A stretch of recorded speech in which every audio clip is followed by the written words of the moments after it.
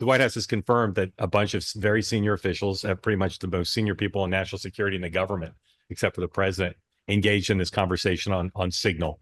Why would they use Signal? Why wouldn't they use the approved government platforms for this kind of conversation? So there's two main ways that you can communicate in a classified setting when you're doing this. One is to literally go into what they call a SCIF, a sensitive compartmentalized information facility, which the White House Situation Room, it's a room, there's mobile ones, they set them up. It means that you can't get eavesdropped on. The second is, depending on the level of classification, you can get a secure phone put into your office. I had one in my house that they'll come, they put in. If you need to receive information, they can call you. It allows you to have those conversations going up to a certain level of classification, so that the line is clear, but obviously you can still be eavesdropped on. The bottom line is that it's cumbersome, right? Going down to a SCIF, obviously, the SecDef's office, I think, is SCIFed. He's got a conference room that's SCIFed. The White House has the sit room and several others. The NSC over in the old executive office building has a series of SCIFs. But it's, I'm not explaining, I'm explaining, I'm not justifying, which is that, in the moment you say, hey, let's just get on a group text. In itself, initially, when you read that exchange from Goldberg that he put in there, they're just saying, hey, appoint deputies. We're going to have, so the way that the principals committee works is that there's deputies that meet first. They socialize things. It moves up to the principals committee. And so he just says assign deputies. Okay, that's still a government function. It shouldn't occur on a Signal, on a commercial app, but it's just, hey, give me your name, right? And so that, so-and-so for Treasury, so-and-so. Okay, none of that's classified. That's just who your rep is. We're going to have a meeting. Tell me who you want us to contact. It's still an issue of, there's a Records Act issue that you shouldn't be doing that on a commercial app. But that's whatever. Where this thing goes askew, again, is starting to have discussions about deliberations policy, anything. And that's where I think that's the broader issue. I mean, so I don't know if this is what you're asking. I can kind of go in. I mean, Yeah. to me, Well, let me ask you this. That was great. So it seems to me that the government does not have a secure way for 12 busy people dropping their kids off at, at a dance or going to the supermarket. They don't have a way to have that conversation on the fly, right? no. But I don't know that, I mean, anyone does. You can't, I mean, you could, I guess you could outfit like the Beast is probably SCIF, the president's car. Right. But they're going through their daily lives. One person was in Moscow, apparently. Like, right, embassies have SCIFs. Yeah, so I mean, but you don't have to. But you don't. But in a world where people are expecting instant communication, I'm not justifying. I'm just trying to explain why I think they did it. Oh no, it's clear.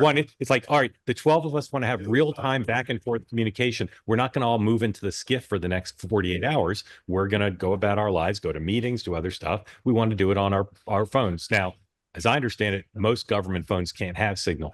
So no. So just on the most basic. I mean, just to back up, when I was in the White House, you couldn't text. Right. Now, so the Chinese probably, and maybe others, are watching those personal phones, right? They probably have all of them. So how could the White House chief of staff, the head of national intelligence, the head of the CIA participate in a group chain, regardless of the level of classification of the material, regardless of whether there were quote unquote war plans? How could they all do that? How could someone, not Sean and then Dan, how could someone on that chain not say, this is just not an appropriate place for this? Well, there's two things. One is, you're right. I mean, somebody at some level, right? When you do this kind of stuff, someone should flag and say, hey guys, we need to take, I mean, you see in the chain at one point, if you read the Goldberg story, Walt says, on the high side. So in parlance, there's what they call the SIPRNet and the NIPRNet. The SIPRNet is the high side. NIPRNet is the low side. And so he references at one point and he says, hey, on your high side, you'll see the following, right? Which is just normal. Like that happens all the time. You get a text or an email that says, go check your high side. Okay. That's not anything. I mean, that's just how business is done, so that, because it's a little bit sometimes more cumbersome. It takes what they call a SIPR token. You have to go put it in. Again, nothing huge, but it just is a reminder. You get that all the time. Hey, go check your high side. I left you a message you need to say. Okay, fair enough. he says that in the chain. I think that there's two issues at hand. One is, when it starts off, as I said, it's just, hey, give me some names. Okay, here's your name.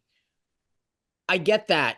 When it evolves, that's when somebody should have raised their hand and said, hey guys, we need to take this to SIPR.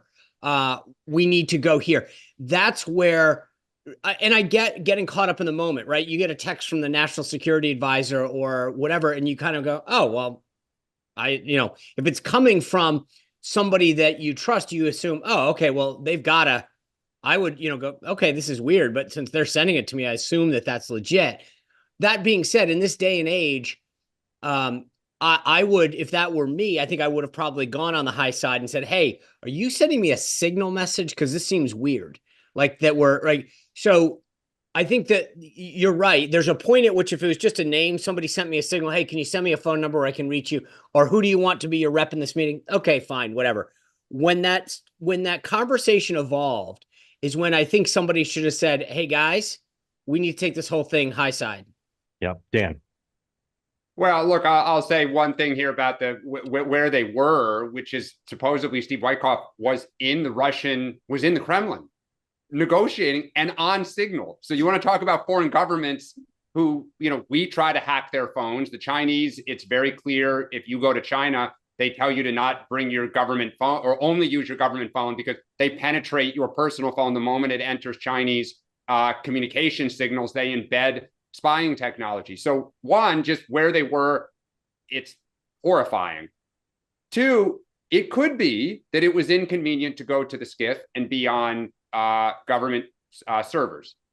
The other thing is, and I think my former boss, this was her thinking, is if you are on government systems, it is recorded for history. The archives captures everything. And increasingly, there is an attitude to go outside of the government net that catches and archives for history or congressional investigators or anyone else that may come looking at your information to go to something else.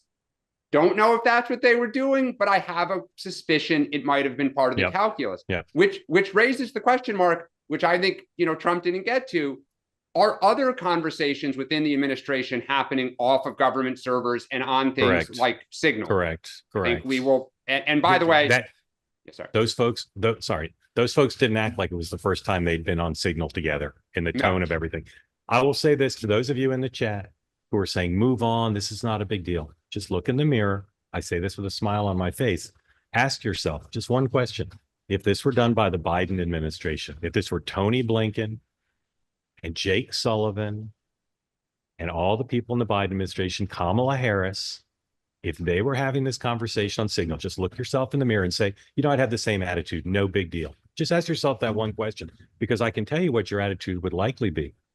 If you're about America first, your attitude would be the same as any sane person and many congressional Republicans who are still being quiet would have, which is this was reckless and dangerous and arrogant. May not end the republic. We're lucky, maybe we're lucky that there was no adverse effect. But just look yourself in the mirror and say, this were Kamala Harris and Tony Blinken and Jake Sullivan, would you have the same attitude? No big deal. Just ask yourself that question. And if your answer is yes, please raise your hand, because I'd like to talk to you, because I know that's not your answer. I know your answer is if this were Kamala Harris and Tony Blinken and Jake Sullivan, you would call for them all to resign. You would call for a full investigation, and you would say it was the greatest mass failure of arrogance and recklessness using technology in a national security operation you'd ever seen. That's what you'd say. So thank you for that. Mark, can I just make one last point though? Because I wanted to get, I mean, and by the way, for all the people in here who like to chant lock her up, like to Mark's point, right, exactly. Why do the big thing here, and Mark mentioned this earlier, is there's a reason Signal is not allowed on government phones, right? It is not the most secure means of communication. So that's one. Two, if it is not allowed on government phones, unless we find out that somebody in the counsel's office made an exemption and they were all able to download it, it means they were all on their personal phones, which are incredibly, you can penetrate the personal phones. And we as a government try to spy on the personal phones of the Europeans, the Russians, the Chinese, and everyone. With great success. With great success. So we know how unsecure those devices are. So the reason you're not allowed to do this is because our enemies literally are trying to penetrate government phones all day, every day, as John Podesta and everyone else, famously found out when the Russians got in. And that is why it is a national security issue.